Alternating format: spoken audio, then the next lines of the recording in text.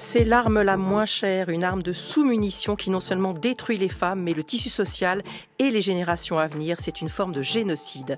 Ces mots ne sont pas de moi, mais de son Altesse Royale, la Grande Duchesse Maria Theresa de Luxembourg. Et cette arme qu'elle dénonce, c'est le viol comme arme de guerre, une arme utilisée en République démocratique du Congo, au Soudan, en Éthiopie, au Mali, au Burkina Faso, en Ukraine, en Israël, en Cisjordanie, entre autres. Du XXe siècle à aujourd'hui, ces violences ont été utilisées dans plus d'une soixantaine de pays. Et l'ONU s'alarme, constatant en 2023 une augmentation spectaculaire de 50% de ces violences par rapport à l'année précédente. Les victimes, en majorité des femmes et des filles, mais aussi des hommes, des jeunes garçons et les enfants nés de ces viols. Quel est le but de ces exactions? Comment repérer ces victimes et tenter de les réparer, de les réinsérer dans la société? Comment lutter au niveau international? Que dit la justice et s'applique-t-elle dans les faits? Peut-on imaginer une prévention? Nous allons en parler avec son Altesse Royale Maria Theresa de Luxembourg. Maria Theresa de Luxembourg, bonjour. Bonjour. Merci infiniment d'être avec nous. Je voudrais préciser d'emblée que vous êtes une amie très chère, donc je ne vais pas vous appeler votre Altesse Royale parce que ça serait un peu ridicule, donc je vous appellerai Maria Theresa, mais ça n'est en rien de la familiarité, tant j'admire évidemment vos combats, mais voilà, on se connaît. Merci, chère Marina. Alors vous êtes impliquée dans cette cause essentielle et dramatique à travers l'association que vous avez créée en 2019, que vous présidez, Stand, Speak, Rise Up. On va parler avec vous de ce combat, des actions que vous menez et des résultats qui existent déjà, mais un mot sur vous. Vous êtes reconnu pour votre engagement social et international, notamment en faveur des droits des femmes, de l'éducation, des enfants vulnérables, de la santé mentale, de la lutte contre l'exclusion. Vous avez reçu de nombreuses distinctions honorifiques pour cet engagement humanitaire. Mais c'est un peu un atavisme familial. Vos grands-parents cubains étaient très engagés. Ils sont à l'origine, par exemple, de la construction de dispensaires médicaux offrant des soins gratuits dans les milieux ruraux défavorisés. C'est quelque chose dont on parlait, ce combat, cet engagement dans votre famille. Oui, c'était même plus qu'en parler, on en parlait et puis on était éduqués.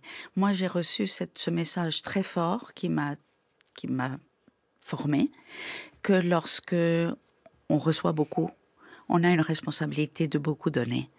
Donc, c'est un peu dans cet élan de générosité que j'ai grandi et que je me suis formée. Et quand vous êtes devenue Altesse Royale, d'emblée, vous avez décidé de mettre votre notoriété au service de tous ceux que l'on n'entend pas.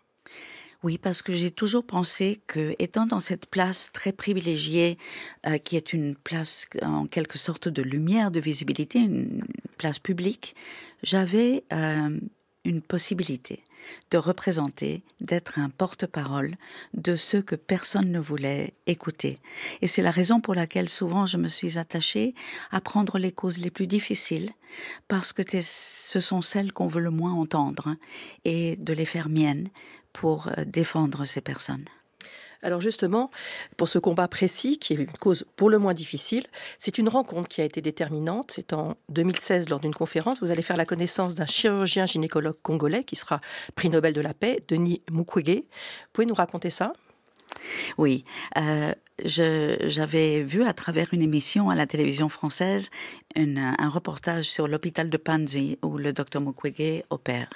Et j'avais été vraiment bouleversée. Et peu de temps après, il est venu faire une conférence à Luxembourg et je lui ai demandé s'il pouvait venir me rencontrer, ce qu'il a fait très gentiment. Nous avons discuté et je lui ai dit, mais docteur, qu'est-ce que je peux faire, moi, à la place où je suis, pour vous aider face à ce fléau qui m'a empêché de dormir pendant plusieurs nuits.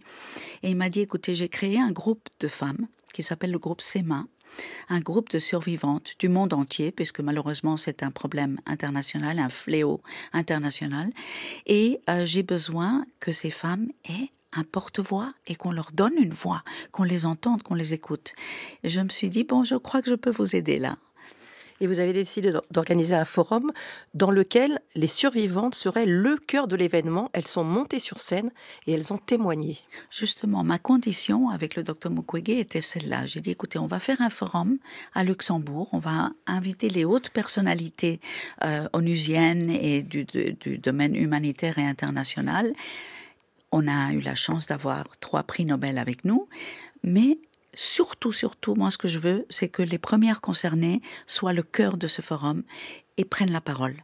J'en ai assez. C'est la première fois qu'on les entendait. C'est la première fois que ça se faisait, c'est la première fois qu'on les entendait. Et il y a quelqu'un qui a très gentiment dit qu'il y avait un avant et un après de ce forum, en disant qu'on n'avait jamais vu de forum international de ce niveau, où c'était les premiers concernés, les victimes, qui prenaient la parole et qui étaient le cœur des événements. Voilà, effectivement, un avant et un après. Alors, à ce moment-là, c'est vrai qu'il y avait peu de gens qui avaient quand même connaissance de ce phénomène. Le monde ne se sentait pas, on peut le dire, concerné. Il n'y avait pas eu la guerre en Ukraine, il n'y avait pas encore eu le 7 octobre, on va y revenir. Aujourd'hui, c'est vrai que du coup, les gens sont obligés de voir la réalité en face. Mais avant de revenir sur votre combat, on va prendre justement la mesure de l'ampleur de ce phénomène. Déjà, quand on parle de violence dans le cadre de conflits, il n'y a pas que le viol. Il y a d'autres armes possibles. Non, il n'y a pas que le viol. Et à l'intérieur du viol, je dis souvent qu'il faut se rendre compte que déjà le viol est une horreur en soi et une souffrance atroce, mais le viol en situation de guerre et de guérilla se double de violences terribles, de torture. Donc il y a ce côté-là qu'on oublie très souvent de mentionner. Et puis il y a les conséquences du viol qui sont souvent l'esclavage sexuel. On a la prostitution forcée. On a la grossesse ou l'avortement forcé, la stérilisation forcée, le mariage forcé. Nous le voyons en Afghanistan, tristement, et toute autre forme de violence sexuelle d'une gravité comparable qui est liée directement ou indirectement à un conflit. Et quand vous disiez effectivement des viols qui s'accompagnent de torture, il suffit d'écouter ce que raconte le docteur Denis Mukwege, des opérations qu'il est obligé de faire sur des femmes, des jeunes filles, des enfants qui sont cauchemardesques, vraiment. C'est innommable ce qui se passe. Et malheureusement aujourd'hui encore sur des bébés aussi, on y reviendra. Alors je le disais, plus de 60 pays ont été répertoriés par l'ONU et les chiffres sont en hausse. Ça, c'est effectivement, ça s'est intensifié en 2023. L'ampleur des violences est stupéfiante, elle est terrifiante. Et effectivement, par rapport à 2023, l'envoyé spécial des Nations Unies, qui est aussi une amie, Pramila Patten, et membre de Stand Speak Rise Up, a fait un rapport dernièrement dans lequel on disait en effet que 30% de viols supplémentaires et d'agressions ont lieu dans le cadre de ces conflits. Alors oui, vous savez, souvent on m'a dit c'est quelque chose qui existe depuis la nuit des temps. Oui, pas une raison. Mais je refuse de me satisfaire de cette remarque, car vous voyez bien que les chiffres sont en hausse, qu'il nous faut absolument réagir. Et quelques exemples récents, toujours que m'a donné Pramila Patten, elle revient d'un camp de réfugiés à Goma, en RDC. Elle constate avec horreur qu'il y a près de 700 cas de viol par semaine dans ce camp. Les femmes lui ont raconté que lorsqu'elles doivent sortir pour chercher de l'eau, de la nourriture, elles sont systématiquement violées, et pas qu'une fois. Au Darfour, sur les 13 000 femmes réfugiées, toutes ont été violées, même les petites filles. Ça m'émeut toujours, pardon, mais c'est tellement terrible. Au Soudan, cette guerre est en train de se faire sur le corps des femmes. Donc, là, on parle des femmes, effectivement, parce que ce sont les premières victimes, mais ce ne sont pas les seules. Les hommes aussi peuvent être touchés, et c'est peut-être encore plus honteux pour eux. Absolument, et je vais y venir, mais juste finir par dire qu'il faut qu'on prenne conscience que c'est vraiment une tactique de guerre. Et ces exemples systématiques montrent que le viol est une stratégie militaire, on ne le dit pas assez, visant à détruire des communautés adverses, à humilier et à terroriser. Et donc pour revenir aux hommes, oui, absolument. Il est vrai qu'on a découvert avec la guerre en Ukraine à quel point les hommes étaient aussi des victimes. C'est d'autant plus difficile qu'il y a bien sûr la masculinité qui joue là-dedans, le fait qu'un homme doit être fort, qu'il ne peut pas se plaindre, qu'il ne peut pas même dénoncer, parler d'horreurs pareilles.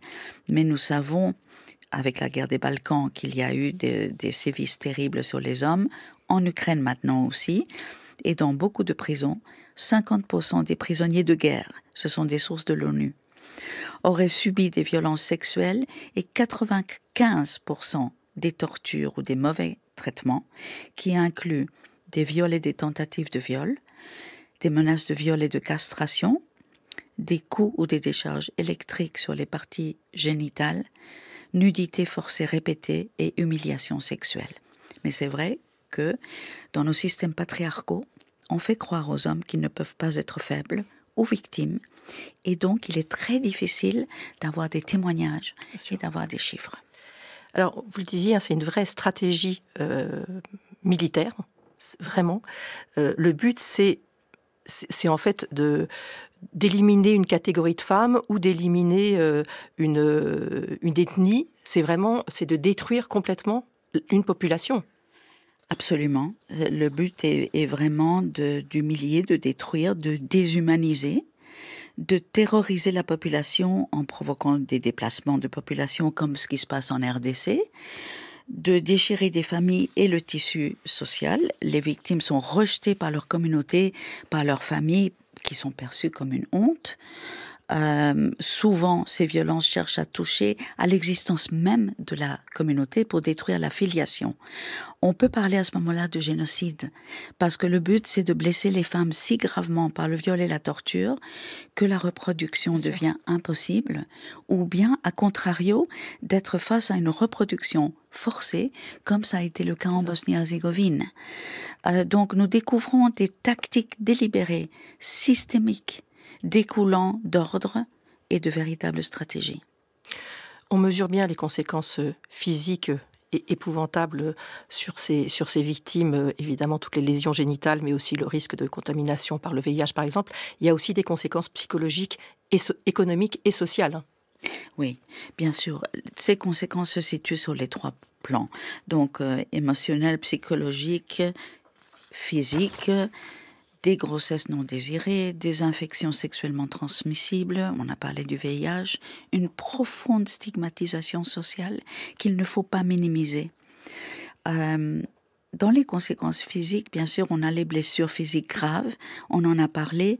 Je vous donne un exemple terrible. La première patiente qu'a eu le docteur Mukwege est une jeune femme qui est arrivée à son hôpital après avoir été violée par un groupe d'hommes et pour finir, l'un de ces hommes a mis un pistolet dans son vagin et a tiré. Comment elle s'en est sortie, c'est incroyable, mais elle est arrivée comme ça chez le docteur Mukwege. Je pense qu'elle a eu la chance qu'aucun organe vital n'a été touché et il a pu la sauver. Mais c'est pour montrer le degré de sauvagerie dont nous parlons. Alors, il y a ces conséquences, il y a les conséquences psychologiques, dont je crois qu'aujourd'hui, on n'arrive pas à mesurer à quel point ces conséquences sont terribles. Les survivantes m'ont souvent dit nous sommes des mortes vivantes. Mais j'essaye toujours, dans une thématique aussi douloureuse que celle-ci, de rester, parce qu'elle me le montre, les survivantes, de rester dans le positif, dans la force de leur résilience et de leur courage. Et on aura des exemples là-dessus. Bien sûr. Après. Mais j'aimerais là qu'on écoute une de ces victimes qui s'appelle Elena, qui est ukrainienne, qui témoignait en avril 2022 pour France Télévisions. Écoutez-la dans C'est dans l'air. C'était le 3 avril. J'étais dans une épicerie quand d'un coup des soldats russes sont entrés. Ils ont commencé à parler avec les locaux. Je n'ai pas entendu de quoi exactement. J'ai juste vu un habitant me pointer du doigt et dire « C'est à cause d'elle que cette guerre a commencé, à cause de gens comme eux. C'est la femme d'un militaire. » Ils sont entrés par la porte derrière moi. Je n'ai pas eu le temps de prendre mon téléphone pour appeler à l'aide, ni de faire quoi que ce soit. Ils m'ont poussé sur le lit, m'ont écrasé avec la mitrailleuse et m'ont déshabillé.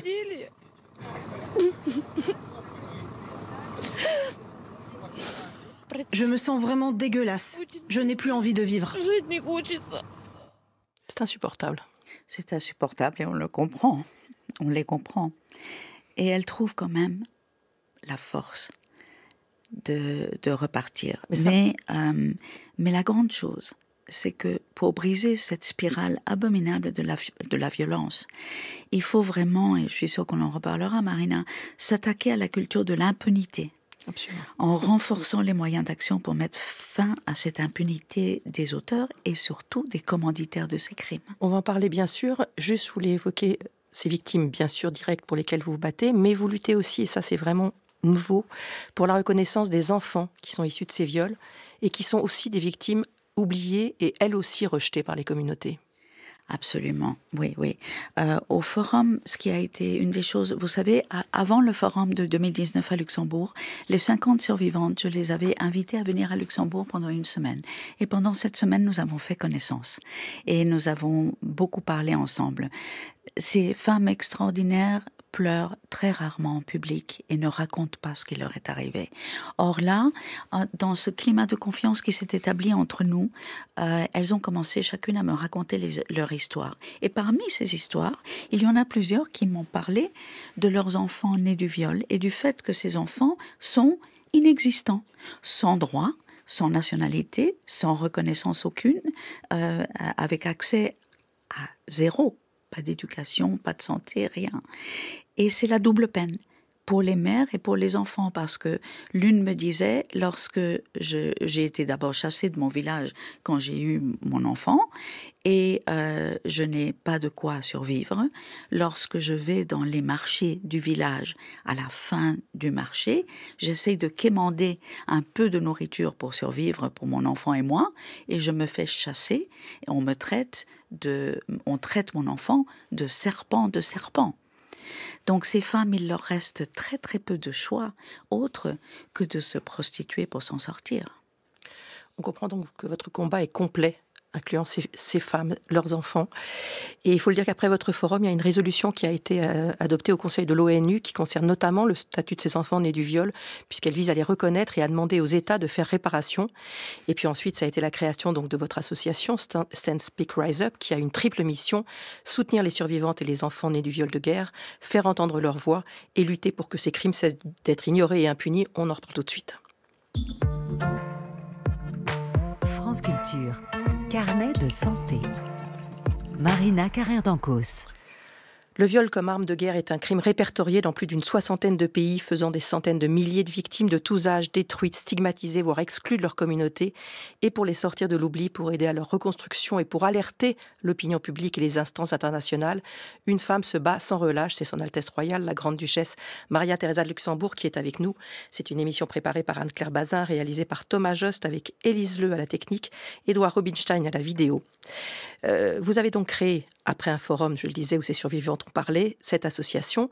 Je voudrais citer 3 personnes très impliquées dans cette fondation et dans votre combat. Shekeba Hashemi, qui est une extraordinaire militante afghane pour les droits des femmes, Stéphane Bern, le journaliste, et une juriste, Céline Bardet, et puis bien sûr le docteur Denis Mukwege, qui est effectivement présent. Je le disais, vous prêchiez un peu dans le désert à l'époque, et il faut le dire que c'est l'actualité de ces 2 dernières années qui a obligé le monde à ouvrir les yeux sur ces crimes. C'est vrai. C'est vrai. Nous avons vu une très très grande différence au moment de la guerre en Ukraine et des horreurs de Boutchka.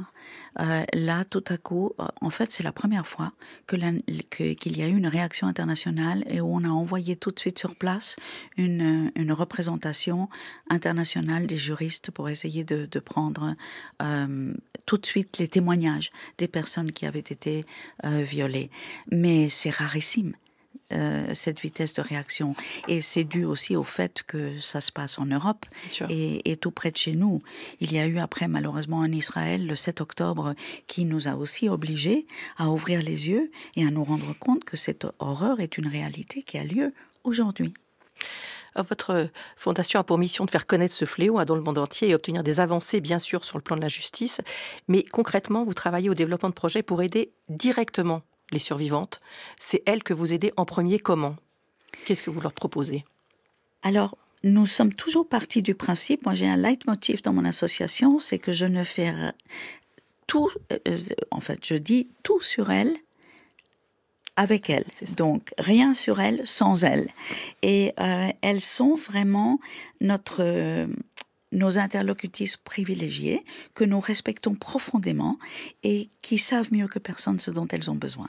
Donc, elles me disent quels sont les besoins. Elles nous disent à Shekeba, à Hashemi et à moi-même, et j'ai la chance d'avoir cette sorte de combat extraordinaire que vous avez mentionné, à qui je veux rendre un hommage très très spécial et appuyé, à Shekeba, et grâce à elle, nous arrivons à avancer avec tous ces projets.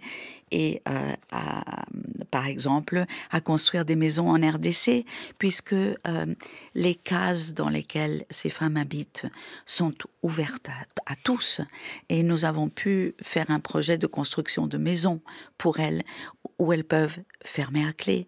Elles sont un peu plus protégées. Ça, c'est un projet.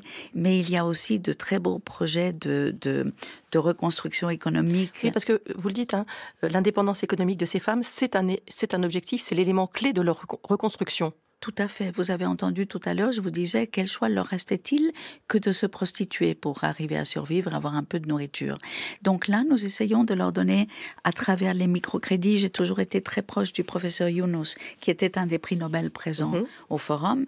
Et je crois beaucoup dans cet outil de microfinancement. Et nous les aidons, à travers ces financements, à créer des petites industries qui ont un double, qui se sont avérées avoir un double côté positif. Le premier, c'est de les aider, oui. Par exemple, Tatiana a une pisciculture et elle travaille avec plus de 100 femmes autour d'elle. Alors, le double objectif, c'est que non seulement elles gagnent de l'argent et elles deviennent indépendantes, mais de surcroît, ça a une vertu thérapeutique, puisque les femmes qui travaillent avec Tatiana sont toutes des victimes aussi, et ce n'est pas que dans son projet que ça arrive, et elles arrivent à travers le travail à parler entre elles, à échanger, à se consoler, à se fortifier. Et Tatiana, elle a été obligée de se prostituer à un moment pour survivre. Absolument. Et aujourd'hui, Tatiana est une chef d'entreprise de plus de 100 femmes qui travaillent avec elle, et elle est le porte-drapeau des femmes victimes de viol. Donc effectivement, c'était l'exclusion. Maintenant, elle devient leader. Absolument. Il y a des pays où c'est plus difficile encore que d'autres de venir en aide aux femmes violées. Je pense que tous les pays où il y a une situation de conflit, où il est très très difficile d'intervenir. Nous intervenons, nous le faisons quand même, hein, mais c'est compliqué. Votre autre mission, évidemment, c'est d'alerter, de parler largement et d'essayer de faire intervenir le droit dans tout ça. Sur le plan juridique, que dit le droit international ? Donc, le droit international est très clair. Le viol est explicitement reconnu comme un crime de guerre et un crime contre l'humanité. Le statut de Rome de la Cour pénale internationale, adopté en 1998, inclut le viol et d'autres formes de violence sexuelle dans la liste des crimes de guerre et des crimes contre l'humanité dans les conflits armés. Donc les choses sont très claires. Ces actes peuvent constituer aussi un acte de génocide, notamment lorsqu'ils sont utilisés pour empêcher la naissance d'enfants au sein d'un groupe ethnique particulier. Alors la résolution 1820 des Nations Unies, adoptée en 2008, condamne fermement cette utilisation. Elle souligne que le viol et d'autres formes de violence sexuelle peuvent constituer des crimes de guerre. Ça nous aide encore. Et tout ceci est très important, sauf que la difficulté est de traduire en justice les responsables devant les tribunaux. C'est le grand défi. Et à cause de la stigmatisation sociale, il y a une peur de libérer la parole, une peur de témoignage, il y a une peur tout à fait légitime de représailles des personnes qui témoignent, il y a l'effondrement des institutions médicales et judiciaires, ce qui entrave aussi la dénonciation de ces crimes. Et les survivantes le disent, il y a des millions et des millions de femmes et de filles qui ne seront jamais entendues, qui ne seront jamais vues et jamais soutenues. Mais est-ce que la justice a d'abord les moyens d'agir et l'envie d'agir ? Est-ce qu'il n'y a pas aussi un aspect un peu politique ? Alors, oui, la justice internationale agit. Elle est lente. Elle connaît beaucoup d'obstacles. Le coût des procès n'est pas un des moindres obstacles. La Cour pénale internationale, par exemple, ne dispose pas de police propre. Donc, elle dépend des États pour arrêter les coupables. Et comme je vous disais tout à l'heure, dans les États où vous avez des responsables de ces formes de génocide qui sont dans les gouvernements, bien sûr, ça devient très compliqué. Il y a eu des procès historiques contemporains qui ont reconnu les violences sexuelles comme armes de guerre. Ils ne sont pas très nombreux, eu égard au nombre de pays concernés, mais vous l'avez dit, il y a eu des commissions d'enquête. Celle qui a été menée depuis le début de l'invasion russe, c'est un début quand même de quelque chose de nouveau, ça. Absolument. Et il faut garder espoir parce que je pense que aussi le plaidoyer est ce qui va nous aider aussi de plus en plus à avancer. Mais libérer la parole est clé. Vraiment, le plaidoyer aide aussi à une prise de conscience et à libérer la parole. Et je crois que c'est en parlant que les choses peuvent changer. En Ukraine, par exemple, l'utilisation du viol par les Russes a été dénoncée, comme on l'a dit tout à l'heure, dès le début du conflit. Et ça a aidé Bien sûr. à accélérer les procédures. Mais c'est pour ça, quand on dit qu'il y a eu un avant et un après à votre forum où les femmes sont montées sur scène pour témoigner, c'est effectivement extraordinaire. Vous travaillez également avec d'autres associations ou structures qui défendent cette cause pour être plus efficace encore, par exemple avec une association suisse qui a déjà donné des résultats. Oui, l'association suisse qui s'appelle Trial International a porté la problématique des enfants nés du viol et la question de la réparation en Bosnie-Herzégovine. Et cela a été reconnu par la législation bosniaque et nous commençons aujourd'hui à avoir les premiers résultats de réparation et de dédommagement auprès de ces enfants nés du viol. Vous unissez vos forces. Est-ce qu'on peut tenter de faire de la prévention dans ce domaine ou est-ce qu'on est dans un béni-oui-oui total de l'utopie pure, honnêtement? On peut parler de prévention? Je crois que oui. Moi, j'y crois. Et j'y crois parce que je pense qu'il y a une question fondamentale de toutes nos sociétés. On dit souvent que, dans le fond, le viol ou les violences domestiques de nos pays sont le premier exemple de ce qui arrive d'une manière exponentielle dans des situations de guerre. Donc, le problème de base, la racine, c'est l'éducation. Et c'est surtout l'éducation des garçons et l'éducation entre garçons et filles. Donc, il faut vraiment, dès le plus jeune âge, faire en sorte que les garçons comprennent que les petites filles assises à côté d'eux sont leur égales. Et c'est toute une culture patriarcale qui date de siècles, qui a besoin d'être changée. Mais je crois que nous sommes en route, en tout cas dans nos pays. Vous êtes optimiste quand même. J'espère. Votre avenir va bientôt changer, puisque le 3 octobre prochain, Son Altesse Royale le Grand-Duc Henri de Luxembourg va abdiquer. Qu'est-ce qui va se passer pour ces causes? Parce que c'est ça qui est quand même dont on parle aujourd'hui. Vous allez vous y consacrer encore plus? Bien sûr. Je vais m'y consacrer, en fait, complètement. Et je me réjouis de cette perspective, vraiment, de pouvoir me consacrer à mon association et à ma fondation à Luxembourg qui s'occupe des personnes en situation de précarité. Et voilà, et juste terminer en vous disant que bon, si on ne peut pas arrêter la guerre, eh bien faisons tout au moins pour arrêter le viol comme arme de guerre. Vous gardez des contacts avec ces femmes? Bien sûr, je reste en contact avec toutes. Et ce sont mes grandes sœurs. Elles ont toute mon admiration, elles le savent, et toute l'aide que je peux leur apporter. Merci vraiment infiniment. Alors, je voudrais rappeler votre association Stand Speak Rise Up. Et il faut le dire, en allant sur son site, vous en saurez bien sûr plus, mais vous pourrez, si vous le souhaitez, faire un don pour aider ces victimes. C'est essentiel à se reconstruire, à retrouver une place dans la société, parce que c'est malheureusement, les finances gèrent tout ça quand même. C'est important de donner de l'argent. C'est le nerf de la guerre, malheureusement. Parce qu'il y a effectivement les aider à se reconstruire, mais il y a aussi, on l'a bien compris, il faut les soigner, ces femmes-là, avant qu'elles puissent se reconstruire et qu'elles deviennent leaders grâce à vous. Merci infiniment, Maria Teresa.